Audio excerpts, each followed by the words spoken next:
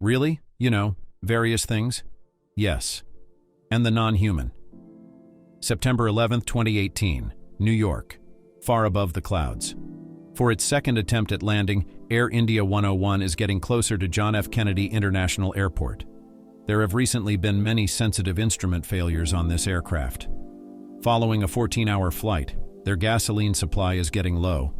Additionally, the ILS, a tool that aids pilots in landing their aircraft, particularly in inclement weather, has been removed. There are clouds all around them and it is pouring rain outside the cockpit. It's practically difficult for the pilots to see the runway because they are flying blind. They have to land since they are running out of gasoline faster and faster every minute. Right now, the pilot's actions during the next 5 minutes will determine the fate of 357 passengers. Did they manage to save New York from yet another disaster on September 11th? Let's investigate. This is the narrative of Flight 101 of Air India. It's a balmy fall evening at Indira Gandhi International Airport in New Delhi. A 14-hour journey to New York was being prepared for by 342 passengers and 15 staff members. Travelers and students from India frequently go to the US. Additionally, the plane was fully loaded. This flight from JFK in New York to IGI in Delhi. His Air India flagship delivered. The passengers on this airplane would go along the Arctic route, passing over the Untamed before arriving in the United States, go through Greenland, Canada, Russia, Finland, and Pakistan. The aircraft used for the voyage today was an extended-range twin-engine Boeing 777-300. It has two GE 9115B engines installed. After being delivered to Air India in 2009, this aircraft has been in service for more than 9 years. 2 pilots can operate a 777, but since this trip need to traverse around 12,000 km in 15 hours, I-101 had 4 pilots, 2 of them were the main crew, and the other 2 were the backup crew. Captain Rustam Palia, a 49-year-old pilot with 3,500 hours of flight time, was in charge of the aircraft, because Shushan Singh and the captain are captains. Assistant. During the pre-flight briefing, this is the first time the 4 of them had flown together. The flight's auxiliary power unit, or APU, was not working, according to the engineering personnel. While the APU supplies auxiliary power for several aircraft systems, it is often not regarded as essential to the aircraft's safe functioning, like as in the case of the Boeing 777 Air. It is not a major propulsion system while the main engines are not operating. The pilots decided to continue their journey to New York despite the probability of bad weather in the forecast after determining that this problem was not urgent. In case they needed to go to a different airport, the captain decided to dump an extra 800 keys of gasoline. This would prove to be an important choice. After requesting pushback and taxi clearance, the crew took off from Delhi at 0300 local time, 1 hour later than scheduled. The actual departure went smoothly. The flight began experiencing issues 40 minutes into the journey while above Pakistani territory. Shortly after climbing to 30,000 feet, a single-source radio altimeter warning message displayed on the pilot's screen. For airplanes, a radio altimeter is similar to a magic ruler that indicates an aircraft's altitude above the ground. It accomplishes this by launching waves into space and measuring the time it takes for them to return. This aids in safe landings and proper altitude flying by pilots. The aircraft carrier Boeing 777 contains 3 radio altimeters for safety and redundancy, just like a lot of contemporary commercial aircraft. They do this so that the aircraft may still rely on the other 2 radio altimeters to give precise altitude readings in the event that one malfunctions. However, this aircraft was informing the pilots that only one radio altimeter was operational and that the other 2 had failed. The issue was how to confirm that the one functioning altimeter is, in fact, displaying the proper height. Now, since a different kind of altimeter called a barometric altimeter is utilized during cruise, this isn't a problem. The air pressure is used by the barometric altimeter to calculate their elevation above sea level. Though less precise than a radio altimeter, it functions on the basis of the idea that air pressure falls with altitude. When precise height information is crucial, such as during takeoff and, more importantly, during landing, a ready altimeter becomes invaluable. For now, bear this in mind. We intend to revisit it. Okay. After 10 hours, the aircraft is presently traveling over the Atlantic Ocean. And that's when the second problem showed up. Before it was ready to land in fresh, 3 more hours remained. A notification that the ticket system was down was sent to the pilots. Aircraft Traffic Collision Avoidance Systems, or TCAS, function similarly to intelligent traffic police. It used radar to detect other aircraft in the sky, and when 2 aircraft approach too closely, it notifies the pilots of each aircraft to either climb or descend in order to prevent a crash or other dispute. It helps maintain aviation safety by averting aircraft collisions. Again, since the TCAs served as a backup mechanism to avoid accidents throughout the cruise, their loss was not a serious worry. But when you're flying in congested airspace and have a lot on your plate, it's a helpful wingman during takeoff and landing. The crew were concerned about this as it's not normal for unrelated devices to malfunction. APU wasn't operating before takeoff. Just after takeoff, the radio altimeters malfunctioned, and now the TCAs. It was unsuccessful as well. Their concern was whether there was an unidentified problem with the aircraft that was responsible for all of these malfunctions. They continued on to New York, however, as there was nothing more they could do. It is currently around 6:10 a.m. in New York. There were clouds and rain in the cloudy weather. For runway 04, the meter showed a visibility of quarter statute miles, right, with 200 feet of vertical sight. After reaching the airspace over New York, I-101 spoke with the approach controller. Going to the 101 final would be my preference, as it requires thoroughness. Greetings for the morning. An embryo is being dropped for implantation on the last 10404 AR VR 3000 runway. Nevertheless, this very moment in Dallas, the pilots attempted to utilize the iris to catch the localizer and the glide slope to direct them towards the runway after receiving approach clearance for runway 4 right at JFK. Nevertheless, despite their best efforts, the ILS was unable to pick up the localizer signals. It had also failed the instrument landing system. Aircraft utilizing the ILS for landing find it quite useful. In order to safely guide the aircraft down the runway, it employs specialized radio signals and antennas to tell the pilots where to go and how high they are. Especially in inclement weather, it's like following invisible lines in the sky to ensure a smooth landing. Additionally, it is this mechanism that allows the plane to automatically land. The indications coming from the runway were not being picked up by the ILS. After manually pointing the aircraft in the right direction, the crew attempted an El-Navi-Nav approach to Lavina. This method brings the aircraft near to the runway by using GPS, same like in your automobiles. The El-Navi-Nav, on the other hand, has a lateral position of 0.3 nautical miles and is less accurate than the ILS. Therefore, before to landing, the pilots must be able to view the runway from their decision height. They will have to circle back and attempt again if they are unable to sight the runway at their minimums. The pilots extended the landing gear as they were getting closer to the runway, and right away a second warning siren went out in the cockpit.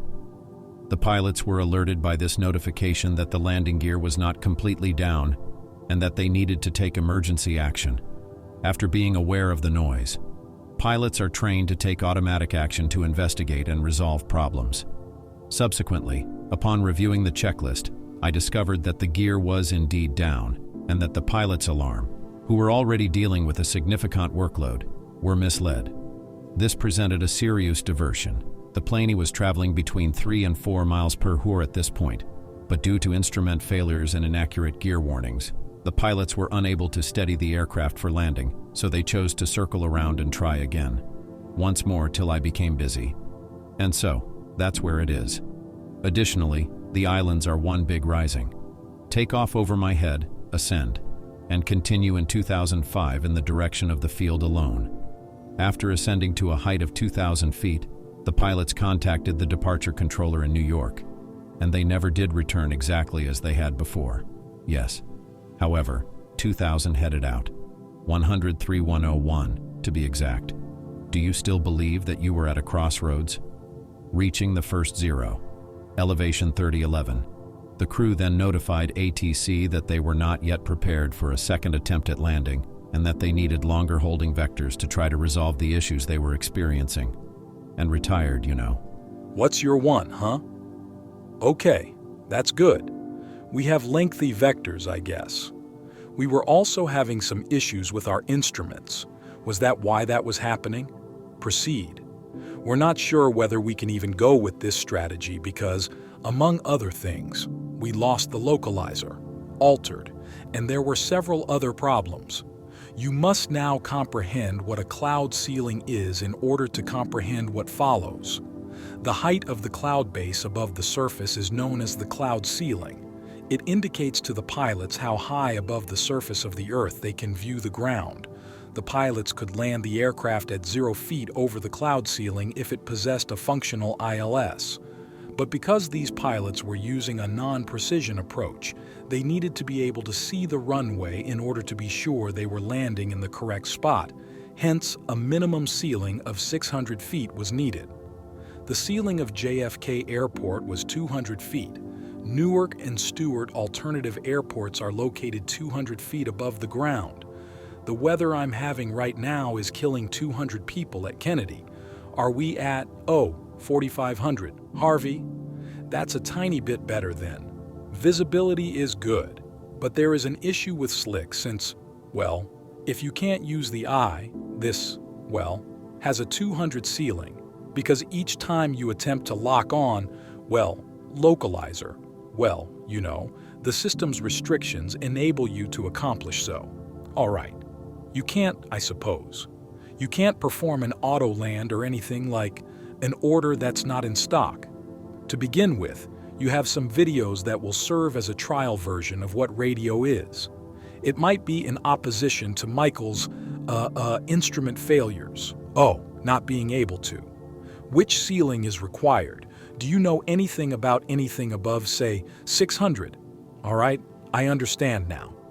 All right, just, I get it. Let me search someplace there for another alternative by going from 2 to 0. Allow me to locate something. All right, thank goodness. The pilots' desire to save any gasoline that remained so they could do more go-arounds if necessary was the other problem they were facing. As a result, they were forced to land at an airfield close to the New York region and were unable to continue their flight to London or Boston.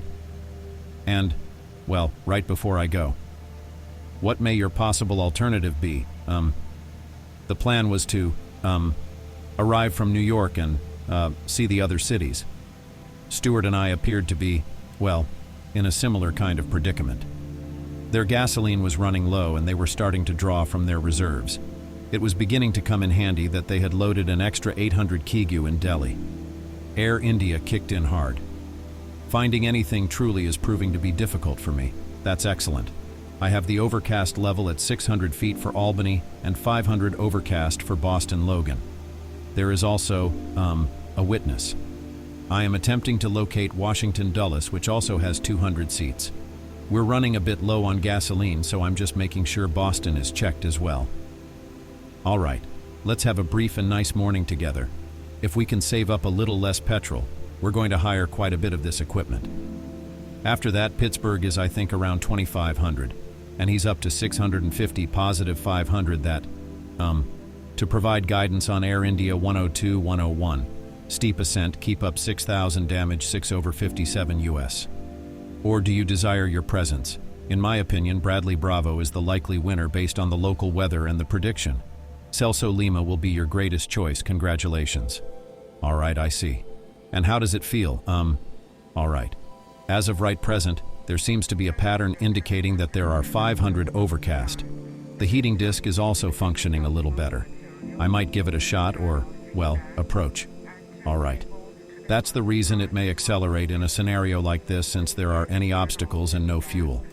As I'm demonstrating, Newark recently had a special, and the overcast number is 400. There was a recent offer at, like, 20/50. That was around 6 minutes ago.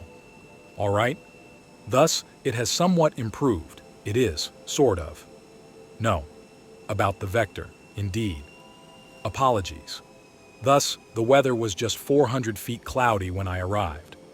The pilots were then informed by the departure controller about a new, exclusive technique that Newark had published, which indicated that the ceiling had raised to 400 feet. The pilots made the decision to try a 400-foot ceiling landing at Newark. Recall that they were still in danger because this is still lower than the 600 feet they had originally desired. All right, so you want to do the investigation and determine its accuracy.